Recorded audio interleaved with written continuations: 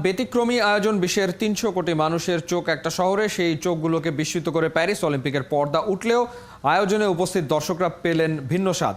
Train শিডিউলে বিপর্যয়, ঝুম বৃষ্টি, পরিকল্পনাহীনভাবে বেশি টিকিট বিক্রি, জায়ান্ট স্ক্রিনে ত্রুটি, সব মিলিয়ে অলিম্পিকের উদ্বোধনী অনুষ্ঠান বিরক্তি ছড়িয়েছে দর্শকদের মাঝে। বিস্তারিত পার্থবণিকের রিপোর্ট।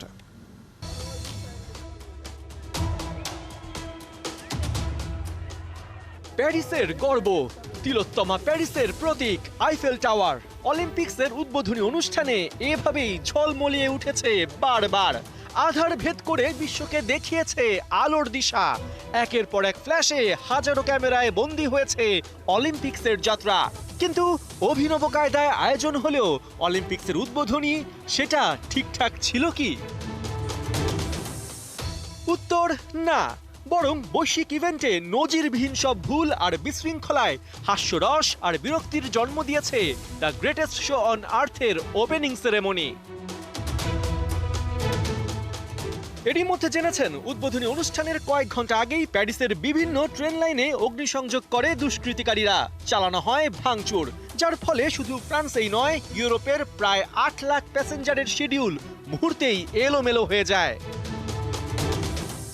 ফ্রান্সের প্রাইম মিনিস্টার গ্যাব্রিয়েল অ্যাটাল জানিয়েছেন, সংঘবদ্ধ এই ঘটনা ছিল পূর্ব পরিকল্পিত, দুষ্কৃতিকারীদের খোঁজা হচ্ছে।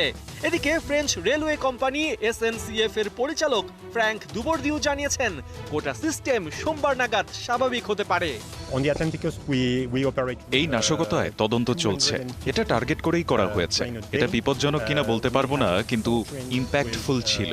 যাত্রীদের বলতে চাই, আমরা ঘটনাটি গুরুত্ব দিয়ে দেখছি। ট্রিপ রিশিডিউল করা হয়েছে, আশা করি সোমবারের মধ্যে রেল নেটওয়ার্ক স্বাভাবিক হবে। ট্রেনের এই ঘটনা বাদ দিলে উদ্বোধনী অনুষ্ঠানেও নাক কাটা গেছে আয়োজক কমিটির। যে ইভেন্ট নিয়ে বিলিয়ন ডলারের ইনভেস্টমেন্ট, সেই অলিম্পিক্সের পতাকাই কিনা টাঙানো হয়েছে উল্টো করে। অলিম্পিকের লোগোর ওপরে 3টা আর নিচে থাকে 2টা রিং।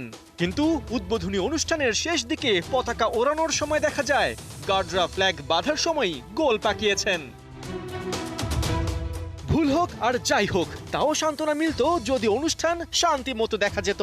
কিন্তু সাধারণ মানুষ তো দূর, যারা টিকিট কেটে এসেছিলেন তুমুল ভিড়ে, তারাই ঠিক মতো অনুষ্ঠান দেখতে পারেননি। তাই প্রোগ্রামের মাঝপথেই ক্ষোভ নিয়ে ফিরতে দেখা গেছে অনেককে। আমি ব্রাজিল থেকে এসেছি, ভেবেছিলাম সুন্দর মতো সব দেখতে পাবো, কিন্তু আসার পর দেখলাম প্রচুর মানুষ, বৃষ্টি, ভিড়, ছাতা, এসবের জন্য কিছুই দেখতে পাইনি। আমি বুঝতে পারছি না, এভাবে আয়োজন করার মানে কি? যদি আপনার 200 সিট থাকে তাহলে সর্বোচ্চ 300 টিকিট বিক্রি করতে পারবেন, কিন্তু করেছেন 3 লাখ। এটা মোটেও গ্রহণযোগ্য নয়। সাউন্ড সিস্টেম ছিল এক কথায় বিরক্তিকর, কিছুই ঠিকঠাক শুনতে পাইনি। স্ক্রিনগুলোও ছোট, যার জন্য আসা সেই সিন নদীও দেখা যায়নি। বাড়িতে বসে টিভি দেখলেই পারতাম। এটা একটা দুর্যোগ।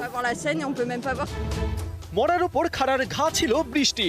উদ্বোধনী অনুষ্ঠানের জন্য 3 লাখ টিকিট ছেড়েই একরকম দায় সেরেছে আয়োজক কমিটি। ছিল না দর্শকদের জন্য পর্যাপ্ত জায়গা, ছিল না বৃষ্টি থেকে বাঁচার জন্য শেড। তাই কাক ভেজা হয়েই অলিম্পিকের ওপেনিং দেখতে হয়েছে আগতদের।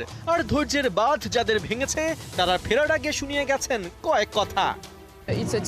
এটা টিভি শো, আমাদের অল টাইম স্ক্রিনে তাকিয়ে থাকতে হয়েছে। যারা সিন নদী থেকে দূরে দাঁড়িয়েছে, এই অনুষ্ঠান তাদের জন্য নয়। শো ভালো ছিল, কিন্তু বৃষ্টিতে আমাদের অবস্থা বেহাল। বিভিন্ন দেশের ডেলিগেশনদের দেখলাম, প্যারিসে তাদের আরো ভালোভাবে ওয়েলকাম করা যেত। এদিকে এবারের অলিম্পিক্সে বিতর্ক ছড়িয়েছে ইসরায়েলের উপস্থিতি। গাজায় নির্বিচারে গণহত্যা ও ভূমি দখলের পরেও ইসরায়েলকে অলিম্পিকে সুযোগ দেয় ক্ষুব্ধ সাধারণ মানুষ। যুদ্ধাপরাধ কিংবা বর্ণবৈষম্যের জন্য বিভিন্ন দেশকে অতীতে ব্যান করা হলেও ইসরায়েলের বেলায় তা হয়নি। এজন্য জায়গায় জায়গায় হয়েছে বিক্ষোভ। ফিলিস্তিনের অলিম্পিক কমিটির চেয়ারম্যান জিবরিল রজব জানিয়েছেন, প্যারিসে এসেও ইসরায়েলি হুমকির মুখোমুখি হচ্ছেন তারা। আমি প্রতিদিন ফোনে অসংখ্য হুমকি পাচ্ছি। তারা বলছে, we are coming, we are on wedge.